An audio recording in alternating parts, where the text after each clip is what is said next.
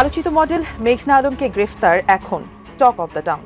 আমার দরজা ভাঙার চেষ্টা করছেন, আমি আইনজীবী নিয়ে আসবো। অ্যাম্বাসেডর ইসা তাকে পর্যন্ত আমি কখনো আমার বাসার ভেতরে ঢুকতে দেইনি। একদিকে মডেল মেঘনাকে আটকের দিনই ঢাকা ছাড়েন সৌদি রাষ্ট্রদূত ইসা, অপরদিকে মডেল মেঘনার পরিবারের মাধ্যমে সুরাহার চেষ্টা করেছিল পুলিশ। আসলে কি ঘটেছিল সেদিন, তাকে আটকের পর বেরিয়ে আসছে চাঞ্চল্যকর তথ্য। মডেল মেঘনা আলমের বিষয়ে তদন্ত করতে গিয়ে তার হানি ট্র্যাপের চাঞ্চল্যকর তথ্য পেয়েছে গোয়েন্দারা। মেঘনা সিন্ডিকেট সৌদি আরবের বিদায়ী রাষ্ট্রদূতকে ট্র্যাপে ফেলে $5 মিলিয়ন চাঁদা দাবি করেছিল বলে তদন্তে উঠে আসে। মডেল মেঘনা আলমকে নিয়ে অনেক আলোচনা চলছে। ভাগ্যিস তিনি গ্রেফতার হয়েছেন। এই ভাগ্যিস গ্রেফতার হয়েছেন কথাটা আমরা শেখ হাসিনার সময় বলতাম। মাঝে মাঝেই একে তাকে সাদা পোশাকের পুলিশ এসে তুলে নিয়ে যেত, বা সাদা পোশাকের ব্যক্তি আমরা এভাবে বলবো, তুলে নিয়ে যেত এবং কোনো হদিস পাওয়া যেত না। পরবর্তীতে গ্রেফতার দেখানো হলে মানুষ হাফ ছেড়ে বাঁচত, যে যাক অন্তত গ্রেফতার হয়েছে তাকে আমরা ট্রেস করতে পারছি। মেঘনা আলম মডেল মেঘনা আলমের ক্ষেত্রে ঠিক একই রকম ঘটনাই ঘটল। দর্শক, যা ধারণা করা হচ্ছিল, যা আশঙ্কা করা হচ্ছিল, আমি নিজেও বলে রেখেছিলাম যে অভিনেত্রী এবং মডেল মেঘনা আলমকে ঘিরে মুখরোচক কোনো গল্প তৈরি করা হতে পারে। আমরা সেটাই দেখলাম। আমরা আমাদের সন্দেহের তীরটি শুধু যে মেঘনা আলমের দাবি অনুযায়ী সৌদি রাষ্ট্রদূত ইসা বিন ইউসুফের দিকেই ছুড়ব, তাকেই সন্দেহ করব তা নয়। আমরা মেঘনা আলমকেও আমাদের সন্দেহের তালিকায় রাখতে চাই যে তিনি হয়তো ব্ল্যাকমেল করতে চেয়েছিলেন সৌদি রাষ্ট্রদূতকে। গরের মাইয়া খারাপ তো করতে না, কুল্লু খবিস ভাই। গাজার মধ্যে আক্রমণ চলতে, সৌদিতে হাফ নগ্ন মহিলা দিয়া ডান্স চলতে আছে, সেই দেশের রাষ্ট্রদূত খালি হচ্ছে কি রেলমেল কতগুলো লাগাইলে কিন্তু হাজির সাহেব বোঝা যায় না। লটর ফটর করতে গেছিল আমাদের দেশের মেয়ে মডেল, আবার সুন্দরী, উনিও চান্স দিতে চাইছিল হাবিবি বইলা। চান্সের মধ্যেই কোন একটা জায়গায় ভেজাল লেগে গেছে। আর এই যে কয়েকদিন ধরে আলোচনা হয় যে মিস আর্থ বাংলাদেশ বিজয়ী মেঘনা আলম মডেল ওরকম নাটক সম্ভবত পায় না, নানান ভাবে অনেক কিছু হতে জড়াইও গেছিল। ঘটনার প্রেক্ষাপট হচ্ছে এখন তার বিরুদ্ধে খুনের মামলা কোনটা, যে মানে একটা দুর্ধর্ষ জোড়া খুন ঘটেছিল গত 29শে মার্চ। ওই দিন রূপালী রঙের একটা প্রাইভেট কার কর্ণফুলী শাহ আমানত সেতু এলাকা থেকে বাকুলি অ্যাক্সেস রোডে আসতে থাকে। গাড়িটি শাহ আমানত সেতু এলাকা থেকে কিছু দূরে যাওয়ার পর পেছন থেকে 5টি মোটরসাইকেল সেটাকে ধাওয়া করে তারপরে একেবারে এলোপাতাড়ি গুলি করে কাঁচ ভেদ করে 2 জন মারা যায়। আসসালামু আলাইকুম দর্শক, নতুন একটা নিউজে আপনাকে স্বাগতম। প্রিয় দর্শক, মডেল মেঘনা আলমকে নিয়ে দেশজুড়ে আলোচনা সমালোচনার ঝড়। মেঘনার গ্রেপ্তার নিয়ে মন্তব্য আইন উপদেষ্টার, মিলছে নতুন সব চাঞ্চল্যকর তথ্য। সৌদি রাষ্ট্রদূতের লটর পটর। মডেল মেঘনার সাথে তলে তলে যা ঘটেছিল। মেঘলার হানি ট্র্যাপে রাজনীতিবিদ ও কূটনীতিকরা। হানি ট্র্যাপের মাধ্যমে কিভাবে কোটি কোটি টাকা হাতিয়ে নিয়েছে মেঘনা, কি ঘটেছিল সৌদি রাষ্ট্রদূতের সাথে, এবার বেরিয়ে আসছে একের পর এক নতুন তথ্য। অবশেষে মডেল মেঘনার আসল ঘটনার সামনে আসার প্রেক্ষাপট নিয়ে করা আমাদের আজকের ভিডিওটি অত্যন্ত গুরুত্বপূর্ণ। ভিডিওটি শুরু থেকে শেষ পর্যন্ত ধৈর্য সহকারে দেখে একটি লাইক দিয়ে সবাইকে শেয়ার করে দিন। আমাদের চ্যানেলে নতুন হলে চ্যানেলটি সাবস্ক্রাইব করে পাশে থাকা বেল আইকনে ক্লিক করে রাখুন। আমাদের ভিডিওটি আপনি বাংলাদেশের কোন জেলায় বসে দেখছেন বা শুনছেন সেটি অবশ্যই কমেন্ট বক্সে কমেন্ট করে জানিয়ে দিতে ভুলবেন না। 2020 সালের 5 অক্টোবর মিস আর্থ বাংলাদেশ প্রতিযোগিতায় বিজয়ী হয়েছিলেন মডেল মেঘনা আলম। সেই সঙ্গে মিস বাংলাদেশ ফাউন্ডেশন নামে অলাভজনক একটি প্রতিষ্ঠানের চেয়ারম্যান তিনি। গত 9 এপ্রিল থেকে মেঘনা আলমকে নিয়ে আলোচনার সূত্রপাত হয়। ওই দিন রাতে তাকে ঢাকার বসুন্ধরার বাসা থেকে আটক করে ঢাকা মহানগর গোয়েন্দা পুলিশ। রাত 10:30টার দিকে মেঘনা আলমকে আদালতে হাজির করে ডিবি। পরে আদালত বিশেষ ক্ষমতা আইনে তাকে 30 দিনের জন্য কারাগারে পাঠানোর নির্দেশ দেন। আটকের কিছু আগে মেঘনা ফেসবুক লাইভে আসেন। আমি বলেছি যে আমি থানায় এসে কথা বলবো, তারা কিন্তু আমার কথাটা শুনছে না। মডেল মেঘনা আলমের বিষয়ে তদন্ত করতে গিয়ে তার হানি ট্র্যাপের চাঞ্চল্যকর তথ্য পেয়েছে গোয়েন্দারা। মেঘনা সিন্ডিকেট সৌদি আরবের বিদায়ী রাষ্ট্রদূতকে ট্র্যাপে ফেলে $5 মিলিয়ন চাঁদা দাবি করেছিল বলে তদন্তে উঠে আসে। দেশ ছাড়ার আগে সৌদি রাষ্ট্রদূত অনানুষ্ঠানিকভাবে বাংলাদেশের পররাষ্ট্র মন্ত্রণালয়ে একই ধরনের অভিযোগ করে বলেছেন মেঘনা আলম এবং তার একটি সংঘবদ্ধ চক্র তাকে হানি ট্র্যাপের ফাঁদে ফেলার চেষ্টা করেছিল। এরপরই পুলিশ তৎপর হয়ে ওঠে। মেঘনা আলমের কাজ ছিল বিভিন্ন কূটনীতিকদের সঙ্গে ঘনিষ্ঠতা গড়ে তুলে তাদের কাছ থেকে গুরুত্বপূর্ণ তথ্য সংগ্রহ করা এবং তা নির্দিষ্ট গোষ্ঠীর কাছে পৌঁছে দেয়া। সেই সঙ্গে মোটা অঙ্কের অর্থ হাতিয়ে নেওয়াও ছিল অন্যতম উদ্দেশ্য। বিশ্লেষকদের ধারণা, তারা বিদেশি কোনো গোষ্ঠীর হয়ে কাজ করে। Oh my God! Are you seriously from police? Why are you doing this? মেঘনা আলমের ঘনিষ্ঠ ব্যবসায়ী ও হানি ট্র্যাপ সিন্ডিকেটের সহযোগী মোহাম্মদ দেওয়ান শমীরকে গ্রেফতারের পর চাঁদাবাজির মামলায় 5 দিনের রিমান্ডে নিয়েছে পুলিশ। জানা গেছে, নারীদের ব্যবহার করে বিভিন্ন দেশের রাষ্ট্রদূত ও ধর্নাঢ্য ব্যক্তিদের কাছ থেকে টাকা আদায়ের চেষ্টা করে আসছেন আসামি দেওয়ান শমীর। তার বিরুদ্ধে সৌদি রাষ্ট্রদূতের কাছে $5 মিলিয়ন চাঁদা দাবির অভিযোগ আনা হয়েছে।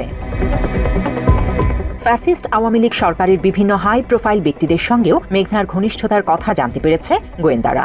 আওয়ামী লীগ নেতা মোজাম্মেল হক, আব্দুল মোমেন ও ওবায়দুল কাদেরের সঙ্গে ঘনিষ্ঠ ছবি ছাড়াও মোফাজ্জল হোসেন চৌধুরী মায়ার ছেলের সঙ্গে মেঘনার ঘনিষ্ঠতার তথ্য প্রমাণ এখন গোয়েন্দাদের হাতে।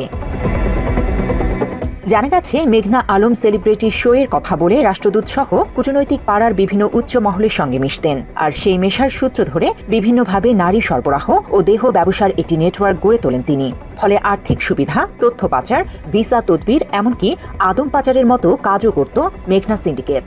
তবে বিশেষ ক্ষমতা আইন ব্যবহার করে মডেল মেঘনা আলমকে আটকের পর কারাগারে পাঠানোর ঘটনায় গভীর উদ্বেগ জানিয়েছে অ্যামনেস্টি ইন্টারন্যাশনাল।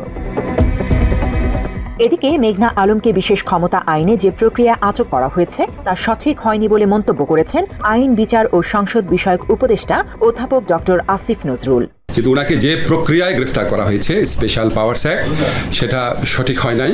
তবে মেঘনা আলমের বিরুদ্ধে কিছু সুনির্দিষ্ট অভিযোগ আছে বলে উল্লেখ করেন ডক্টর আসিফ নজরুল। তিনি বলেন, তার বিষয়ে পুলিশ তদন্ত করছে। এ ব্যাপারে স্বরাষ্ট্র মন্ত্রণালয় খুব শিগগিরই উপযুক্ত ব্যবস্থা গ্রহণ করবে। মডেল মেঘনা আলমের ওনার ব্যাপারে কিছু তদন্ত পুলিশ করছে এবং ওনার বিরুদ্ধে কিছু অভিযোগ আছে, সুনির্দিষ্ট অভিযোগ আছে। তো ওনার যদি কোনো অপরাধ থাকে, সেই অপরাধের প্রেক্ষিতে যথাযথভাবে স্বরাষ্ট্র মন্ত্রণালয় ব্যবস্থা গ্রহণ করবে। মডেল মেঘনাকে আটকের প্রক্রিয়া নিয়ে সমালোচনার মধ্যে শনিবার ডিএমপির ডিবি প্রধান রেজাউল করিম মল্লিককে দায়িত্ব থেকে সরিয়ে দেওয়া হয়। সূত্র বলছে, মডেল মেঘনা আলম ইস্যুতে প্রধান উপদেষ্টার বিশেষ সহকারী খোদা বক্স চৌধুরী নির্দেশ দেন ডিবি প্রধানকে সরিয়ে দিতে। তারপরই তাকে সরিয়ে দেওয়া হয়।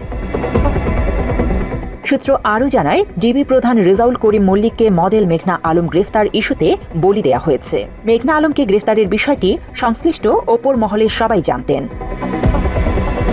তবে বিষয়টি নিয়ে আন্তর্জাতিকভাবে চাপ আসার পর ডিবি প্রধান রেজাউল করিম মল্লিককে বলির পাঠা বানানো হলো। আর সরকারের পক্ষ থেকে বলা হলো, মেঘনা আলমকে বিশেষ ক্ষমতা আইনে যে প্রক্রিয়া আটক করা হয়েছে তা সঠিক হয়নি। আলোচিত মডেল মেঘনা আলমকে গ্রেফতার এখন টক অফ দ্য টাউন। যে প্রক্রিয়ায় তাকে গ্রেফতার করা হয়েছে তা নিয়ে চলমান সমালোচনার মধ্যেই এ ব্যাপারে অবস্থান জানিয়ে মন্তব্য করেছেন আইন উপদেষ্টা ডক্টর আসিফ নজরুল। একই সাথে আটকাদেশের বৈধতা চ্যালেঞ্জ করে হাইকোর্টে করা রিটের প্রেক্ষিতে রুল জারি করা হয়েছে। সেই সাথে মেঘনা আলমকে ঘিরে জানা যাচ্ছে চাঞ্চল্যকর সব তথ্য। আরও জানাচ্ছেন ইমতিয়াজ আলম। তারা যে কারণে এসেছে সেটা হচ্ছে আমাকে একটা বিপদে ফেলা, আমি জানি না, হাতে বন্দুক আছে তাদের বাইরে, পরিচয় দিচ্ছে হচ্ছে পুলিশ। কিন্তু আমি কিন্তু বললাম যে আমি নিজে ভাবে ওখানে এসে কথা বলবো। মিস আর্থ বাংলাদেশ বিজয়ী মডেল মেঘনা আলমকে গত বুধবার ঢাকায় তার বাসা থেকে আটক করে পুলিশ। আটকের দুদিন পর আদালতের মাধ্যমে তাকে কারাগারে পাঠানো হয়। তার বিরুদ্ধে বিশেষ ক্ষমতা আইনে 30 দিনের আটকাদেশ দেন আদালত। এই প্রসঙ্গে চলমান সমালোচনার মধ্যে নিজের অবস্থান জানিয়ে মন্তব্য করেছেন আইন উপদেষ্টা আসিফ নজরুল। মেঘনা আলমের গ্রেফতারের প্রক্রিয়া সঠিক হয়নি বলে মন্তব্য করেছেন তিনি। রোববার সচিবালয়ে এক সংবাদ সম্মেলনে সমসাময়িক বিষয় নিয়ে কথা বলার সময় এই মন্তব্য করেন আইন উপদেষ্টা। আইন উপদেষ্টা আসিফ নজরুল মেঘনা আলমের গ্রেফতারের বিষয়ে বলেন, বিশেষ ক্ষমতা আইনে যে প্রক্রিয়ায় গ্রেফতার করা হয়েছে সেটি সঠিক হয়নি। ওনার যদি কোনো অপরাধ থাকে, সেই অপরাধের পরিপ্রেক্ষিতে যথাযথভাবে স্বরাষ্ট্র মন্ত্রণালয় ব্যবস্থা গ্রহণ করবে। তবে তার ব্যাপারে এখন কি করণীয় আছে সে বিষয়ে অচিরেই স্বরাষ্ট্র মন্ত্রণালয় উপযুক্ত ব্যবস্থা গ্রহণ করবে বলেও জানান তিনি। মেঘনা আলমের ঘটনার পেছনে জানা গেছে এক বিস্ময়কর সম্পর্কের জট। জানা যায় 8 মাস আগে সৌদি আরবের সদ্যবিদায়ী রাষ্ট্রদূত ইসা বিন ইউসুফ আল দুহাইলানের সঙ্গে মডেল ও উদ্যোক্তা মেঘনা আলমের পরিচয় হয়। মেঘনার পরিবারের দাবি, পরিচয়ের মাত্র 4 মাস পর গত ডিসেম্বরে গোপনে বাগদানও সারেন তারা। তবে এই দাবির পক্ষে কোনো প্রমাণ দেখাতে পারেননি মেঘনার পরিবার। বাগদানের পর মেঘনার পরিবারে বিয়ের প্রস্তুতির আমেজ ছিল। মেঘনা জানিয়েছিলেন বিয়ের পর তারা সৌদি আরবে স্থায়ী হবেন। কিন্তু কিছুদিন পর মেঘনার কাছে রাষ্ট্রদূতের বৈবাহিক সম্পর্ক ও সন্তান থাকার তথ্য পৌঁছায়। নিজেকে প্রতারিত মনে করে তখন থেকেই সম্পর্ক নিয়ে জটিলতা শুরু হয়। মেঘনার বাবার ভাষ্যমতে তারা চাচ্ছিলেন রাষ্ট্রদূত এই ঘটনায় দুঃখ প্রকাশ করুক, কিন্তু তা না হওয়ায় বিষয়টি প্রকাশ্যে আনা হয়। এদিকে মেঘনাকে গ্রেফতারের পর গত শুক্রবার বিকেলে মেঘনার পরিচিত ব্যবসায়ী মোহাম্মদ দেওয়ান শমীরকে গ্রেফতার করা হয়। দেওয়ান শমীর কাওয়াই গ্রুপের নির্বাহী হিসেবে কর্মরত আছেন। শমীর সৌদি আরবের সদ্যবিদায়ী রাষ্ট্রদূতের কাছে $5 মিলিয়ন দাবি করেছিলেন। আদালতে দেয়া পুলিশের প্রতিবেদনে এই তথ্য উল্লেখ করা হয়েছে। এতে আরো বলা হয়েছে, সুন্দরী নারীদের ব্যবহার করে উচ্চপদস্থ ব্যক্তিদের ফাঁদে ফেলতেন তিনি। এদিকে মেঘনা আলমের আটক আদেশের বৈধতা চ্যালেঞ্জ করে রিট দায়ের করা হয়েছে। রোববার হাইকোর্টের সংশ্লিষ্ট শাখায় মেঘনা আলমের বাবার পক্ষে এই রিট দায়ের করেন ব্যারিস্টার সারা হোসেন। রিটের শুনানিতে বিশেষ ক্ষমতা আইনে মেঘনা আলমের আটক আদেশ কেন অবৈধ ঘোষণা করা হবে না তা জানতে চেয়ে রুল জারি করেছেন আদালত। আগামী 2 সপ্তাহের মধ্যে এই রুলের জবাব দিতে বলেছেন আদালত। প্রসঙ্গত, মেঘনা আলমকে আটকের দিনই দায়িত্ব শেষ করে ঢাকা ছেড়েছেন সাবেক সৌদি রাষ্ট্রদূত ইসা বিন ইউসুফ আল দুহাইলান। ঘরের মাইয়া খারাপ তো করতে না, কুল্লু খবিস। ভাই গাজার মধ্যে আক্রমণ চলতে সৌদিতে হাফনগ্ন মহিলা দিয়া ডান্স চলতে আছে, সেই দেশের রাষ্ট্রদূত খালি হচ্ছে কি রেলমেল কতগুলা লাগাইলে কিন্তু হাজির সাহেব বোঝা যায় না। লটর ফটর করতে গেছিল আমাদের দেশের মেয়ে, মডেল, আবার সুন্দরী, উনিও চান্স দিতে চাইছিল হাবিবি বইলা। চান্সের মধ্যেই কোন একটা জায়গায় ভেজাল লেগে গেছে। আর এই যে কয়েকদিন ধরে আলোচনা হয় যে মিস আর্থ বাংলাদেশ বিজয়ী মেঘনা আলম মডেল, ওরকম নাটক সম্ভবত পায় না, নানান ভাবে অনেক কিছু হতে জড়াইও গেছিল। ঘটনার প্রেক্ষাপট হচ্ছে তাকে গ্রেপ্তার করা হয়েছে, তাই না? নানান গুজব টুজবের মধ্যে প্রকৃত খবর হচ্ছে সৌদির বিদায়ী রাষ্ট্রদূত ইসা, নাম সুন্দর মাশাআল্লাহ, এদের চেহারা দেখলো সুন্দর, খালি রেলটা করলে এরা আরেক ক্যারেক্টার হয়ে যায়। তার সাথে এই মেঘনার কিছুটা লটর ফটর ছিল। তার অভিযোগের ভিত্তিতেই পুলিশ মেঘনাকে গ্রেপ্তার করেছিল। তবে তার এই গ্রেপ্তার নিয়েও প্রশ্ন উঠেছে যে আইনের কোন ধারায় তারা গ্রেপ্তার করা যায়। সৌদি এবং বাংলাদেশ সরকারের কয়েকটি সূত্র বলছে যে রাষ্ট্রদূত ইসা বাংলাদেশে তার দায়িত্বের মেয়াদ প্রায় শেষ করে চলতি এপ্রিলেই ঢাকা থেকে প্রস্তুতি নিচ্ছিলেন। ছবি দেখে বোঝেন না সৌদি রাষ্ট্রদূত কেমনে দিছে, চিন্তা করছে বাঙালি, আর বাঙালি চিন্তা করছে কি আমি জানি না কি। তবে অভিযোগ হচ্ছে এটাই, রূপাইয়া না মানে কি রিয়াল। এক পর্যায়ে সম্প্রতি তিনি পররাষ্ট্র মন্ত্রণালয়কে অনানুষ্ঠানিকভাবে জানান একজন নারী আর্থিক সুবিধা নেওয়ার জন্য তার সঙ্গে প্রতারণার চেষ্টা করছেন। তাকে বিভিন্নভাবে হুমকি দিচ্ছেন। রাষ্ট্রদূতের অভিযোগটি আমলে নিয়ে বিষয়টি গুরুত্বের সঙ্গে দেখার জন্য পররাষ্ট্র মন্ত্রণালয় থেকে স্বরাষ্ট্র মন্ত্রণালয়কে অনুরোধ করা হয়। স্বরাষ্ট্র মন্ত্রণালয়ের নির্দেশে আমাদের পুলিশ বিষয়টি খতিয়ে দেখতে গিয়ে রাষ্ট্রদূতের সঙ্গে মেঘনা আলমের যোগাযোগে থাকার বিষয়টি জানতে পারে।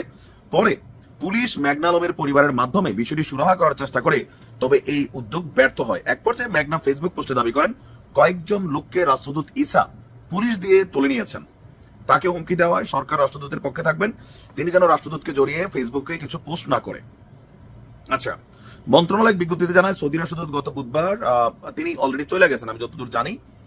এরপরে তাকে আটক করা হয়েছে, ডিএমপি বিভিন্ন বক্তব্য দিচ্ছে, মহানগর পুলিশ বক্তব্য দিচ্ছে। আর মডেল মেঘনা আলমের আটকের দিনই ঢাকা ছেড়ে চলে গেছেন সৌদির রাষ্ট্রদূত লটর ফটর ইসা। তার নাম কি ইসা বিন ইউসুফ আল দুহাইলান। নাম যত বড় এর চরিত্র ততটাই কিন্তু ওই লম্বা হয় আর কি। ইয়া হাবিবি ভাই কি যে ডান্স দেয়, আমি খালি চাই রয়েছি। আমেরিকাতে এরকম ডান্স হয় না, বাংলাদেশে এরকম ডান্স হয় না, বুঝছেন না?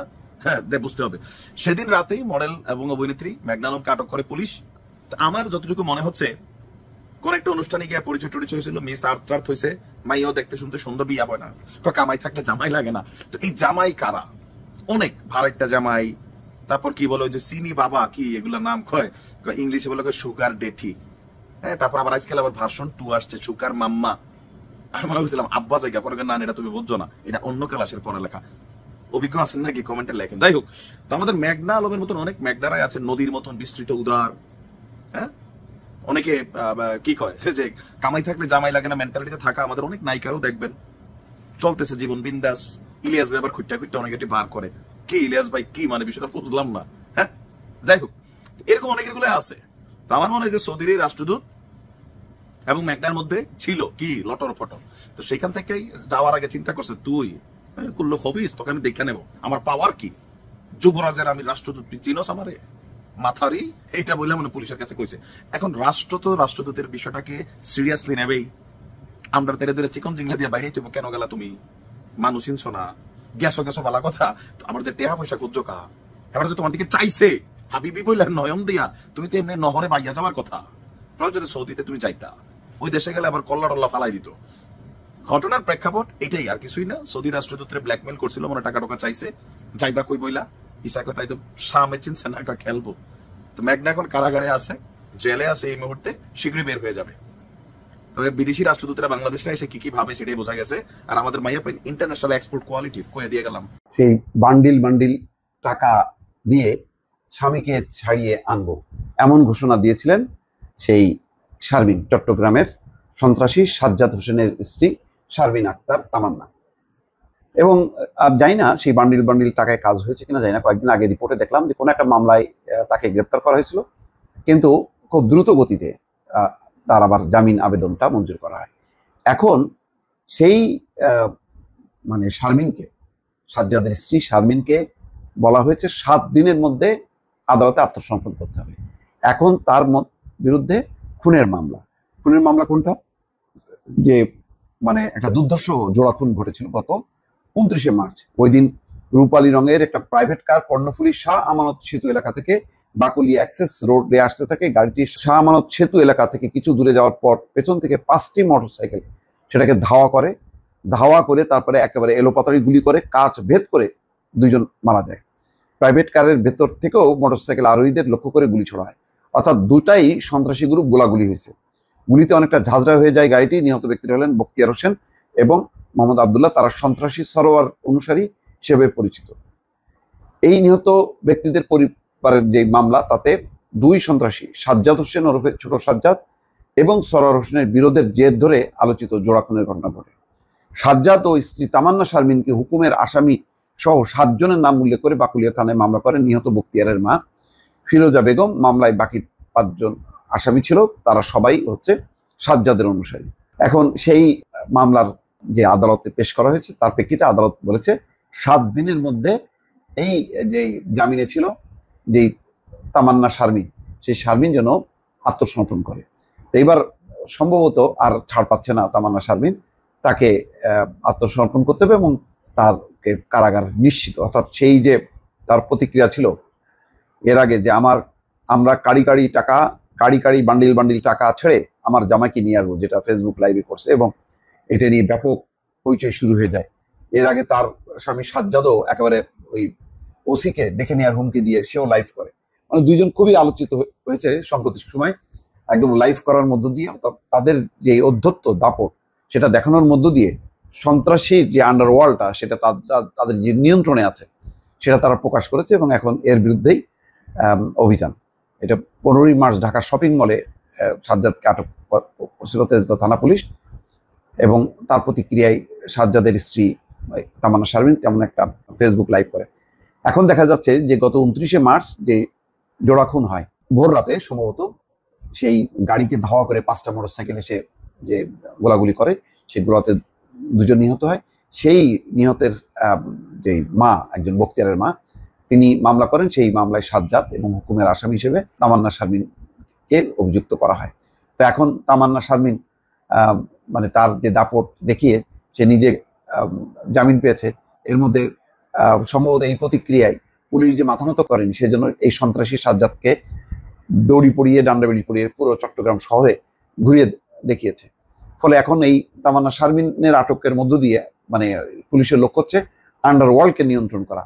হয়তো সেই দিকেই যাচ্ছে। দর্শক, প্রথম আলোকে জাতির কাছে ক্ষমা চাইতে হবে, মন্তব্য জামায়াতের আমিরের। প্রথম আলোকে জাতির কাছে ক্ষমা চাইতে বললেন বাংলাদেশ জামায়াত ইসলামের আমির ডক্টর শফিকুর রহমান। তিনি বলেন, প্রথম আলো ঈদের মতো একটি পবিত্র ইবাদতকেও কটাক্ষ করতে দ্বিধা করে নাই। আজ সোমবার নিজের ভেরিফাইড ফেসবুক পেজে কথা বলেন তিনি। ডক্টর শফিকুর রহমান লিখেন, প্রথম আলোর ঈদ শুভেচ্ছা কার্টুনে কুকুরের ছবি, এ কেমন অদ্ভুত আচরণ। প্রথম আলোর গত 30 মার্চের পত্রিকায় ঈদ শুভেচ্ছার কার্টুনে কুকুরের ছবি ব্যবহার করেছে। পত্রিকাটা এর আগেও মহানবী সাল্লাল্লাহু আলাইহি সাল্লামকে অবমাননায় বাইতুল মোকাররমের খতিবের হাত ধরে প্রকাশ্য ক্ষমা চান সম্পাদক মতিউর রহমান। তিনি আরো বলেন, মনোভাব ও দৃষ্টিভঙ্গি খুবই জঘন্য। প্রথম আলো ঈদের মতো একটি পবিত্র ইবাদতকেও কটাক্ষ করতে দ্বিধা করে নাই, তা অবশ্যই প্রত্যাহার করতে হবে এবং জাতির কাছে ক্ষমা চাইতে হবে। গত 30 মার্চে প্রথম আলো পত্রিকায় ঈদ শুভেচ্ছার কার্টুনে কুকুরের ছবি, পরে এটি নিয়ে শুরু হয় সমালোচনা। এই কুকুরের ছবি দেয় দেশের আলেম সমাজ সহ সাধারণ মানুষের তীব্র নিন্দা করে। 2007 সালে ধর্ম অবমাননার কারণে সারা দেশে